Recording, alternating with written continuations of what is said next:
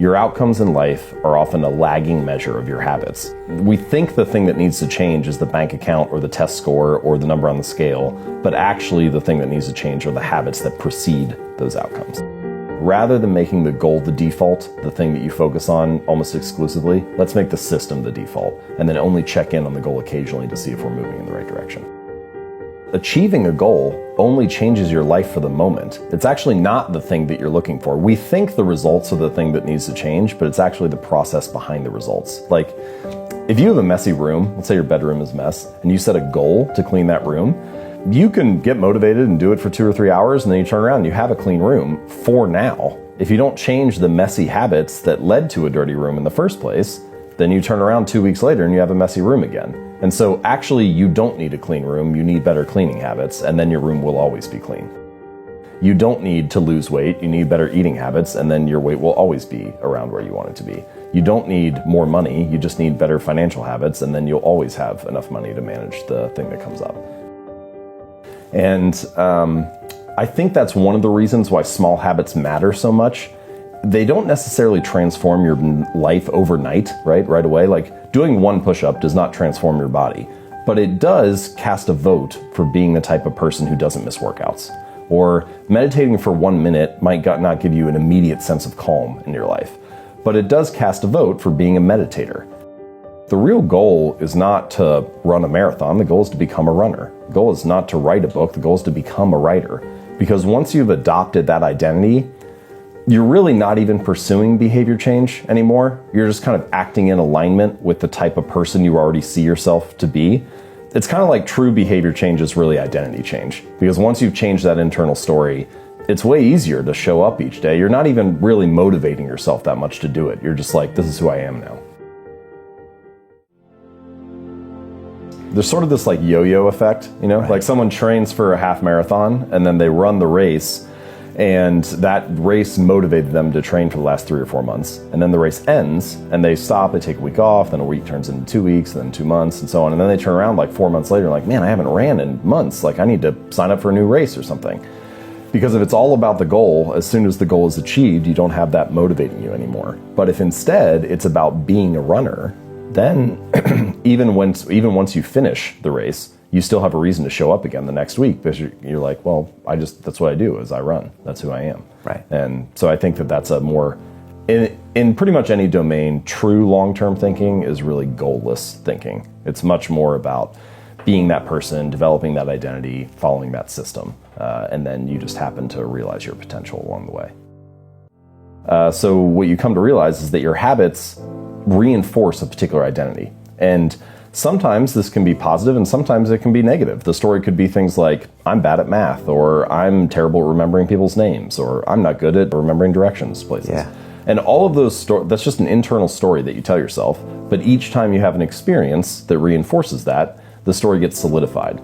And so I think the method, the takeaway here is that every action you take is kind of like a vote for the type of person you want to become.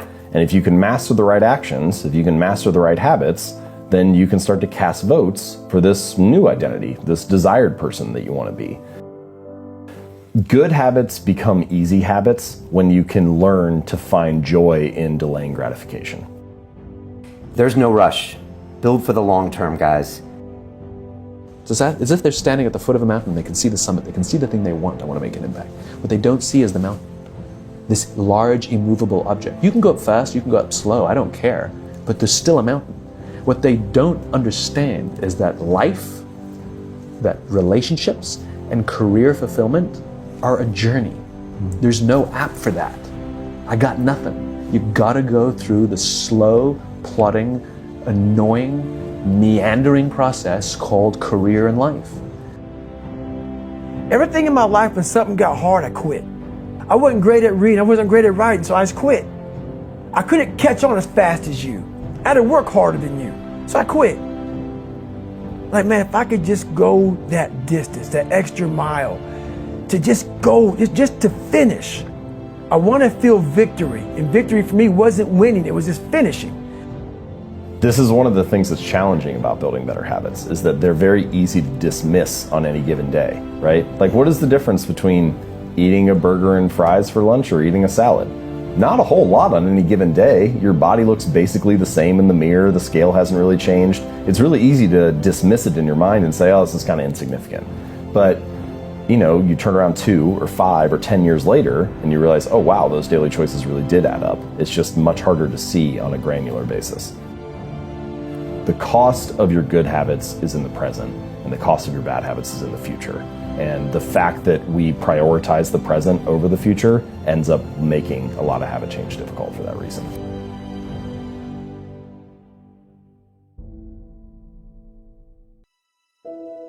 The ultimate form of intrinsic gratification is a reaffirmation of your desired identity. So if your desired identity is, I'm the type of person who doesn't miss workouts, or I'm an athlete, every time you're doing a squat, literally you can be in the middle of the rep and you're already getting gratified because you're acting in alignment with the type of person you want to be. It's like, oh, I just did that rep, I didn't miss this workout. That feels good. Now, I do think it takes a little while to get to that point where that actually feels like you. You can imagine somebody goes to the gym for the first week or the first month. They don't quite identify that way yet because they haven't spent enough time there.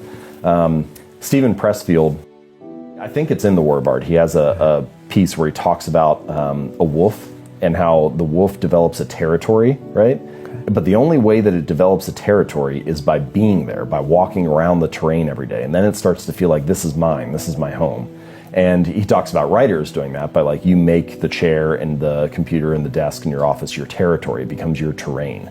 And I think that is true for most habits too. Like when you walk into the gym for the first time, you feel very uncertain. It's not your territory. You don't feel like it's your terrain. But once you show up again for a week or a month or a year, at some point you cross this invisible threshold where it starts to feel like, yeah, this is for me, or I belong. And that, I think, once you've crossed that stage, it becomes more likely that you can get that kind of reaffirmation of your identity and start to instantly feel gratified. But there are other things that you can do in the short term to feel more gratified while you're working on those habits. So here's just one little tactic.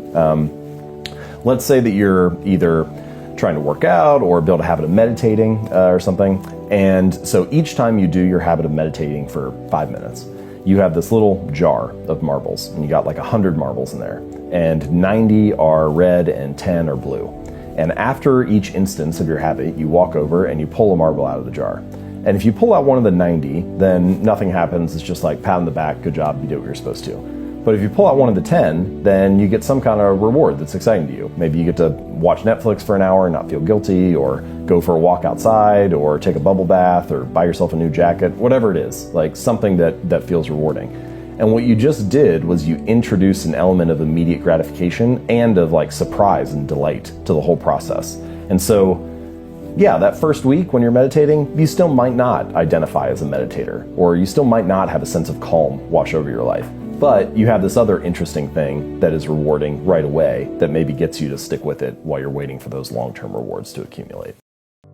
Well, so we do have, and this definitely plays an important role in habits, we do have a bias toward the present. And that makes sense, right? That example I gave about finding a berry bush, 100 meters away. Well, you should, in fact, go get the food that's close by and not the food that's on the other side of the mountain, because that just makes logical sense. You'd rather have it now, especially when we were not in modern society, right? For 99.999% of human history, we're just trying to survive like every other animal. And so you should prioritize immediate food, immediate shelter, immediate water, immediate safety. And in fact, our brains are wired to do that. But modern society is a whole different ballgame, because we have all these things that actually you should prioritize delayed outcomes. So you go to college now, and then you graduate in 4 years. You save for retirement today, and then you retire decades from now. You show up at work this week, and then you get a paycheck in a month. And so it's actually there are all kinds of things we do in modern society that require you to delay gratification, and that runs a little counter to what our wiring is, or what our biological preference is. There's a sort of a misalignment of rewards that often happens with habits. So there's an immediate outcome, an immediate reward, and then an ultimate reward. And for your bad habits, one reason bad habits stick so readily, that they form so easily, is because bad habits, often the immediate reward is favorable, right? Like, what's the immediate reward of eating a donut? It's kind of great. It's sweet, it's sugary, it tastes good. It's only the ultimate reward, if you repeat that habit for 6 months or a year or 2 years, that is unfavorable. Meanwhile, good habits are often the exact opposite. The immediate reward of going to the gym, or going to the gym for like a week, isn't really that great. Your body's probably sore. You don't have much to show for it. Your body looks the same. Your weight hasn't really changed. But if you stick to that for 6 months or a year or 2 years, then the ultimate reward is favorable.